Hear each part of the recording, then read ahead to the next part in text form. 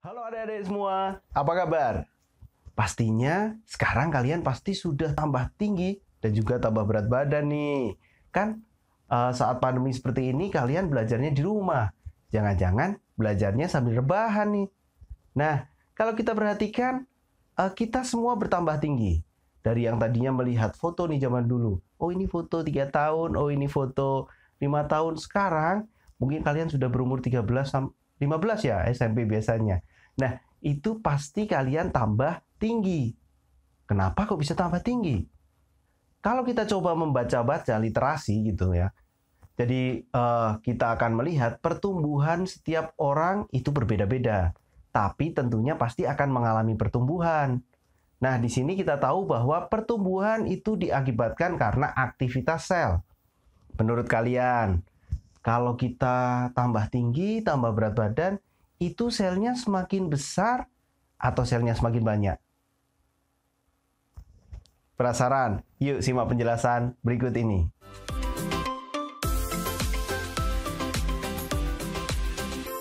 Jangan lupa subscribe channel Mr. Klik agar rekan-rekan mendapatkan update video pembelajaran, tutorial, dan sekilas tentang perkembangan dunia pendidikan.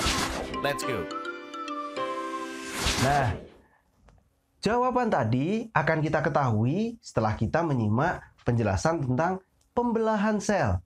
Pembelahan sel mempunyai beberapa fungsi, antara lain yang pertama, pembelahan sel berfungsi untuk reproduksi sel, atau misalnya untuk hewan yang bersel satu, dia untuk berkembang biak. Amuba, di situ berkembang biak dengan hanya satu sel. Selain untuk berkembang biak, pembelahan sel juga berfungsi untuk pertumbuhan nih. Jadi, dalam masa pertumbuhan itu selnya akan membelah dan juga membesar. Jadi dua-duanya bisa membelah dan membesar. Nah, yang ketiga adalah pembelahan sel berfungsi untuk regenerasi. Misalnya nih, main sepeda nih sekarang, kan lagi tren nih, main sepeda jatuh. Nah, di situ kan biasanya luka-luka tuh. Luka itu akan sembuh dengan regenerasi sel. Jadi pembentukan sel-sel baru dari sel-sel yang rusak. Jadi ada 3, yang pertama untuk reproduksi, yang kedua untuk pertumbuhan, dan yang ketiga itu untuk regenerasi. Jadi regenerasi tubuh. Nah, dalam reproduksi, tentunya sekarang kan kita belajar tentang reproduksi nih. Pembelahan sel itu dibagi menjadi 2 jenis. Ada pembelahan mitosis dan juga ada pembelahan meiosis. Nah, pasti penasaran. Apa sih mitosis? Apa sih meiosis? Kelihatannya sama-sama aja deh. Bedanya T sama E gitu. Mitosis dan meiosis. Nah, pembelahan mitosis ini Mr. Quick akan jelaskan terlebih dahulu. Pembelahan mitosis itu terjadi di sel-sel tubuh atau sel somatik. Nah, di sini pembelahan mitosis itu berfungsi untuk pertumbuhan dan juga regenerasi. Jadi pembelahan mitosis itu membelah dengan sifatnya adalah diploid. Diploid itu misalnya sel induknya 2N, anakannya juga sama 2N. Jadi identik itu hampir sama. Nah, di sini pembelahan secara diploid dan juga pembelahannya terjadi hanya 1 kali, menghasilkan sel anakannya ada 2, tapi sifatnya diploid, jadi 2N. Nah, kita akan mempelajari tahap-tahap di mitosis. Pada pembelahan mitosis itu sebelum melakukan pembelahan ada yang namanya fasenya adalah interfase. Baru melakukan pembelahan mitosis, yaitu ada 4. Yaitu ada profase, metafase, anafase, dan juga telofase. Jadi tahapnya ada yang pertama adalah persiapan dulu, interfase. Baru profase, metafase, anafase, dan telofase. Kita akan coba perhatikan tahapan ini satu persatu.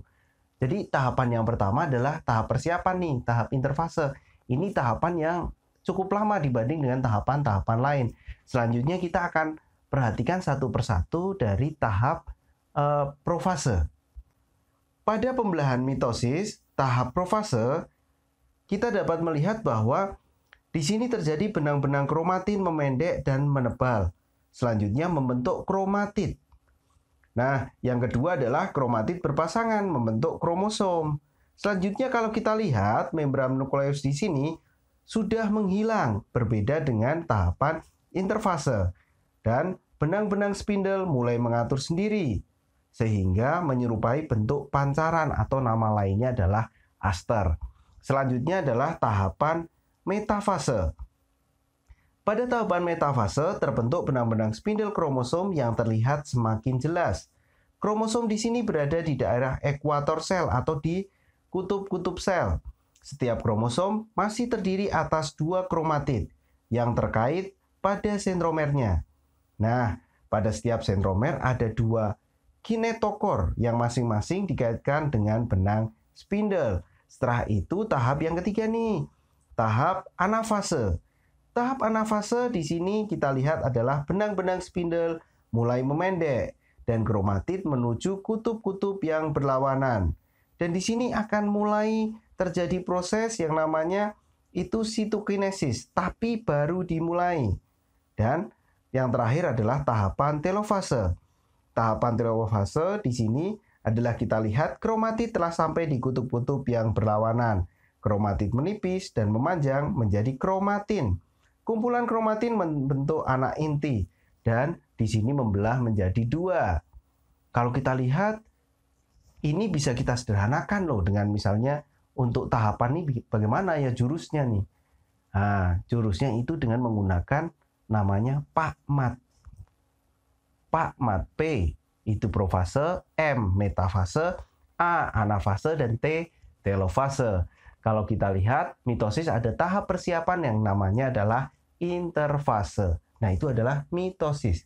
Selanjutnya adalah meiosis. Bagaimana dengan meiosis?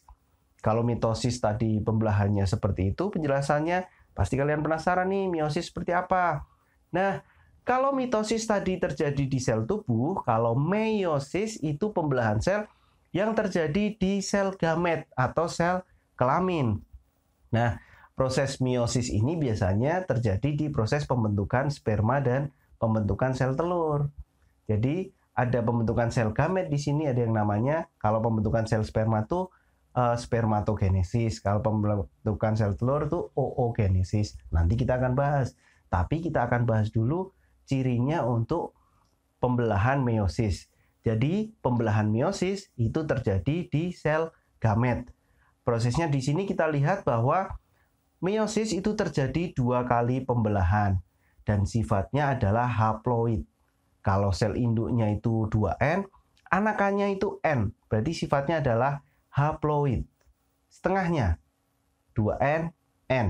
Di sini kita akan lihat tahapan-tahapan dari meiosis itu ada 2, meiosis 1 dan juga meiosis 2.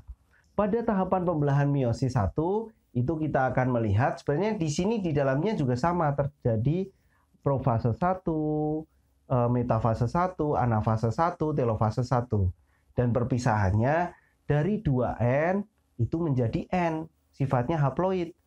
Nah, melalui meiosis 2 itu tidak terjadi reduksi, jadi masih sama-sama N, tapi membelah lagi. Jadi terdapat 4 anakan. Dari 1 induk, 4 anakan untuk meiosis. Jadi meiosis itu terjadi di sel gamet. Dan terjadi 2 pembelahan. Anakannya itu ada 4 anakan. Nah, tahapannya ada meiosis 1 dan meiosis 2. Nah, itu penjelasan tentang mitosis dan meiosis. Kalau kita amati, pembelahannya kita bedakan nih. Kalau mitosis itu untuk sel tubuh atau sel somatik. Kalau meiosis itu untuk sel gamet atau sel kelamin. Selanjutnya pembelahannya untuk mitosis itu terjadi 1 kali pembelahan dengan 2 anakan. Kalau meiosis itu dengan 2 pembelahan dan 4 anakan. Sifatnya kalau mitosis bersifat diploid 2N atau kalau yang meiosis bersifat haploid atau N. Jelas ya? Berarti kita semakin tinggi itu karena pembelahan sel mitosis. Kalau pembentukan sel kelamin itu meiosis. Semoga penjelasan ini bermanfaat. Terima kasih.